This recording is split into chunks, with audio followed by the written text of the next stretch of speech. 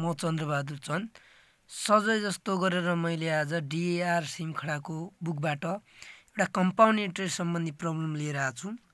Problem यस प्रकार चाहिँ हेर्नुहोस्, suppose you just celebrated your 16th birthday and on the occasion of your birthday your father wanted to deposit ₹3,50,000 for you in Citizen Bank for your 18th birthday.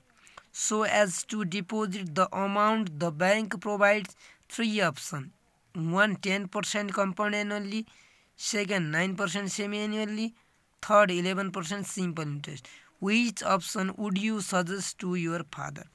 अब हामी पहिलो option हेरौँ। हेर्नुहोस्, 4 compound annually, principal हुन्छ 3,50,000, त्यसै गरेर time हुन्छ 2 year। किन हुन्छ भनेपछि 16औं जन्मदिन तपाईहरु मनाउँदैछौ भने अब 16 लाई गन्न मिल्दैन। 16 पछि डाइरेक्ट 17 1 भयो, 17 देखि 18 2 भयो, 18 देखि 19 पनि गन्न मिल्दैन, 2 भयो। हेर्नुस्, 16 गन्न मिलेन, 16 त मनाइरहनु भएको छ। 16 देखि 17 1 वर्ष, 17 देखि 18 18 मा तपाई जिक्न पाउनुहुन्छ 2 वर्ष। टाइम 2 वर्ष हुन्छ र रेट 10 वर्ष। अनि सीआई निकाल्नुस्, फर्मुला हामीलाई थाहा छ। हेर्नुस्, p times 1 plus r upon 100 power t minus 1 गर्ने 3,50,000 भयो। अनि 1 प्लस 10 अपन 100 पावर 2 माइनस 1। अब यता पहिले डिवाइड गर्नुस्, 10 अपन 100 0.1 प्लस 1 गर्नुस्, 1.1 को स्क्वायर गर्दाखेरि 1.21 माइनस 1 गर्दा 0.1 73,500। अनि त्यसै गरेर 4 कम्पाउन्ड सेमी एनुअली, प्रिन्सिपल त्यति नै, टाइम त्यति नै, रेट मात्र बदलिने भयो। सीआईएसए चाहिँ फर्मुला चाहिँ 200 2t हुन्छ, अरु सेम हुन्छ। हेर्नुस्, 3,50,000 1 प्लस 9 अपन 200 2 × 2 भयो। अनि यसमा 2 दुना 4 भइहाल्यो। अनि यसलाई डिवाइड गर्नु यति हुन्छ। अनि यसमा क्याल्कुलेसन गरेर यसको पावर 4 गरेर माइनस 1 गर्दा यो आउँछ। पुरै लेख्नु पर्छ। हेर्नुस्, न त मिस्टेक मानिन्छ।